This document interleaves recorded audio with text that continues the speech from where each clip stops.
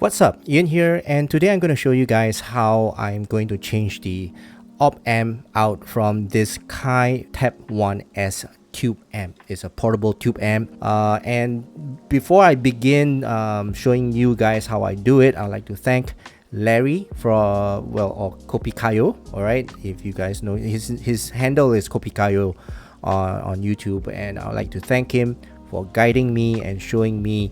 He also went to contact Kaei to get the information on how to the process and how to do it, and he passed me the information, and this is why I can make this video. Right, so just a bit of a background. I bought this Kaei Tap-1s from Linso, right? And I've been using it for quite some time now, and it's been doing fine, and the sound that it produces, right, is very nice. Okay, it's a very technical, very warm, or it's got a very warm, very wide sound stage as well, but I want more analog feel to it. It's not enough analog feel to what I'm listening to and from this amp, so I went to get myself this NE5532 op amp. So, and I want to change out the Muse 2 op amps on this Tap-1s and change it to the NE5532 and hear how it sounds. Okay, right, so here are the tools that you need. Okay, so a screwdriver. All right, so it's actually an Allen key kind of you can buy a kit, right? So it comes with a kit like that with a lot of different sizes. Usually a computer shop, you will be able to get it. So you've got 4 Allen keys screws in front, the front faceplate, and another 4 at the back faceplate. So in total you need to remove 8 screws. Okay, and then at the back here you have this power supply port. Okay, and this port here you need a special tool with notches to unscrew it. So I have my watch faceplate or backplate remover. Okay, and this will help me open that up. Okay, and that's about it. You just need this. At the same time, you might need a puller, right? So this is IC chip puller. It's actually my keyboard switch pullers, but it's the same thing essentially. But I might need this, so I've just put this on standby. Okay, right, so let's begin. First, I like to remove this power supply thing so that I can remove the screws and remove the plate, because this I made a mistake when I tried to open the first time. I opened this up and then this whole plate couldn't come out. It's because of this. Okay, so now I know. Okay, so I'm just sharing with you guys my mistakes so that you don't make the same. Okay, so you got this tool here that opens the back, so you just need to adjust the 2 corresponding teeth to the notches of this whatever you call it. Okay, and then once it matches up, you just need to twist. You can see. Okay, you just need to twist. All right, and once it's loose, okay, once it's loose, you can actually use your fingers and unscrew them just like so, and it will come out. Okay, and there's a washer in here, so just make sure the washer comes out and the teeth of the raised teeth is facing out. Okay, so that's this part is done. Now let's remove the Allen screws. Okay, so this is the easy part. Okay, and I'm just going to remove all 8.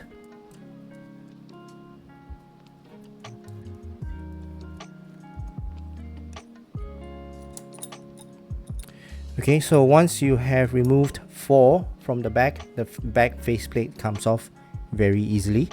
Okay, so let's put that one side. Now let's open the front faceplate.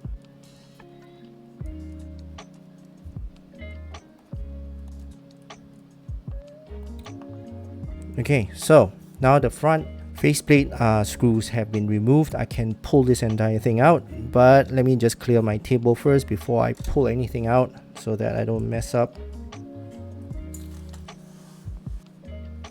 Okay, so let's pull it out.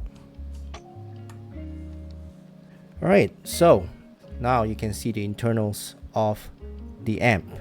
Okay, so the tubes are here, and if you look carefully here, these are the, oh, it's upside down. Let me just hold it upside, this side up.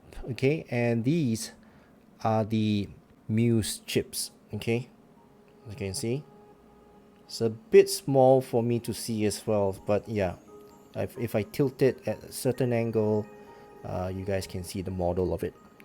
Okay, so this is on a secondary board. Okay, so if you look at this entire thing, you have your main board, okay, and then your secondary board, and your third, well, I don't know what this board is called, but yeah, the 4 OpAmp chips are actually mounted on this secondary board, and this entire board is being connected to the main board with some connectors. Okay, I'm not too sure you can see.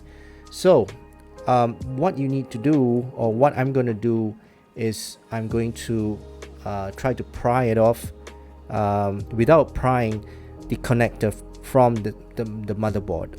Okay, so for me to pry, I will need a screwdriver. Okay, a flat head screwdriver. Okay, and all I need to do is to gently twist, right, this part in between the small board and the connector of the motherboard. So I'm just gonna gently do this, just turn, and slowly just turn it out, and once it comes a bit loose, I'll then use my hand to pull it out. Okay, just twist the screwdriver to push it up. Okay, as you can see, it's come out just that little bit. Okay, I'll do the same. Do it on the balance, right? You need to be balanced, so do it on both sides. Just twist. Okay, and this side as well, just twist.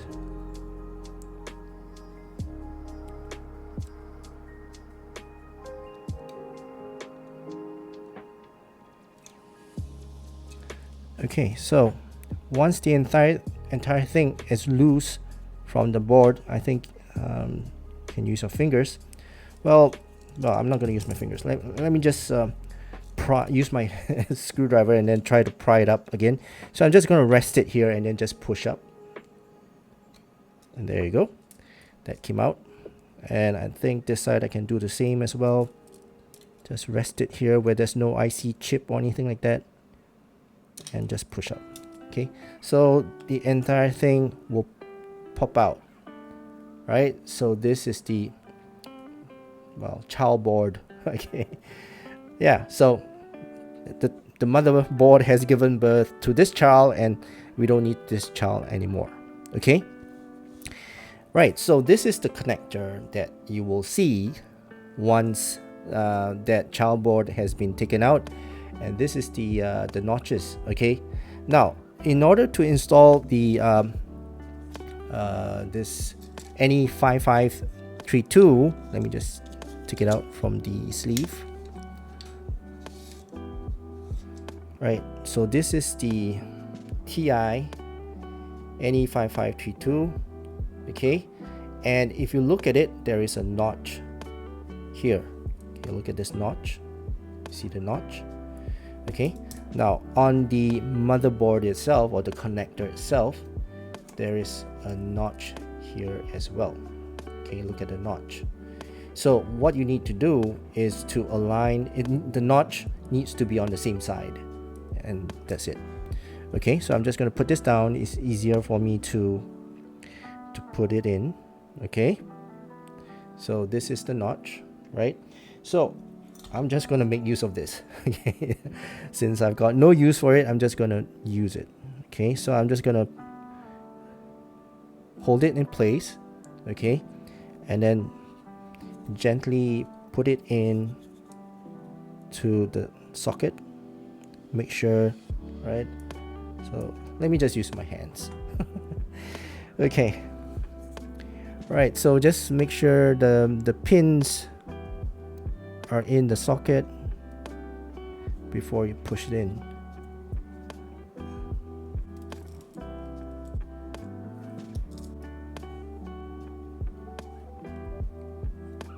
Okay, so the pins are in position, so I'm just going to push it in gently and make sure it's seated in nicely and it's not loose.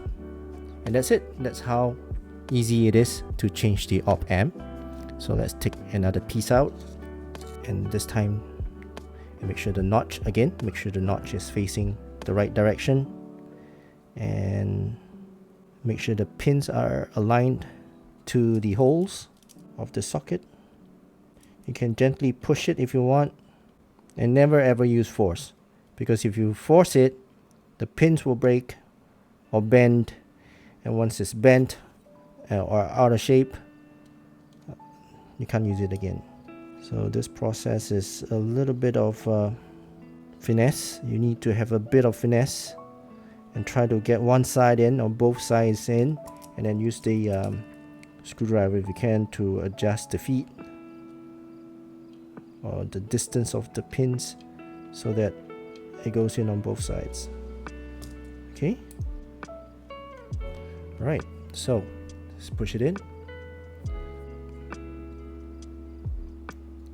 and it's done. Right, so I have successfully changed the op amp. Now let's put it back together into the case.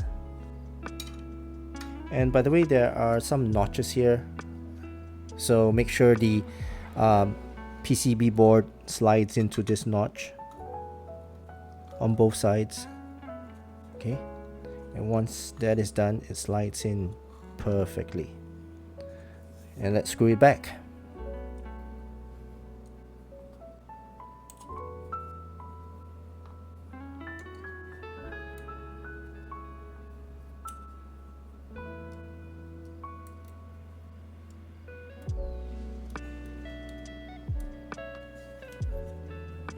Okay, so this is the back plate. Let's put it back in and then screw it back in.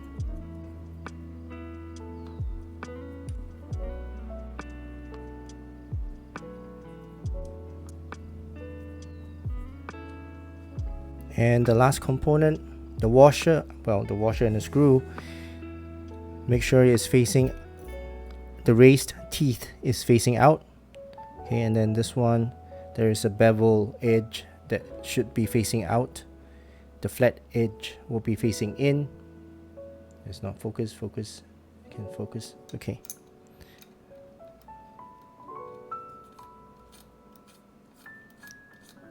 Okay, and then if once it's beyond your fingers, use the tool that closes the or opens the back of the watch.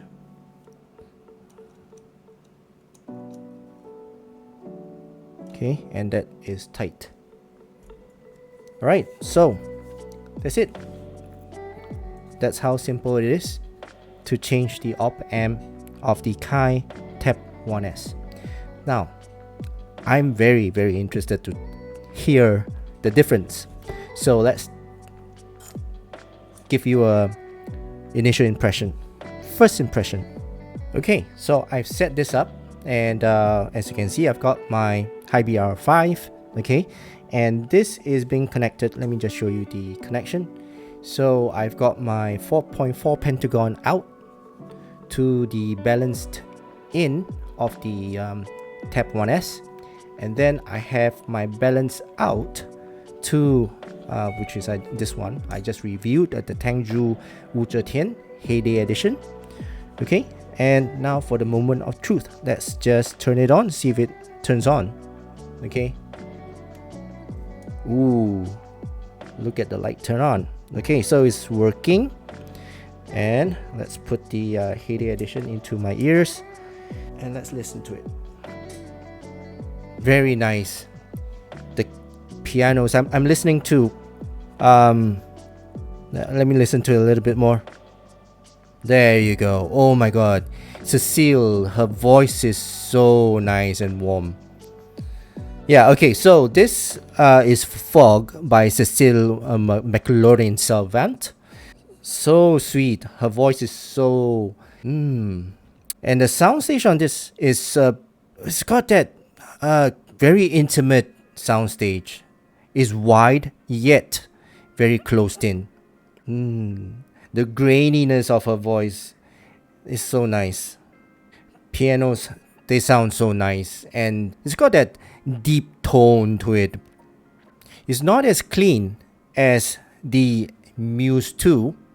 So what I hear is that the Muse 2 is very nice and clean. It's warm as well, very warm and clean, and very wide soundstage. So the soundstage on the Muse 2 is actually wider compared to this 5532. This 5532 is a bit more intimate, more, it's got more roughness to the sound that's being produced. Alright, so nice. I like it. Okay, I'm glad I changed it to the 5532, and I'm definitely going to enjoy this new op amp.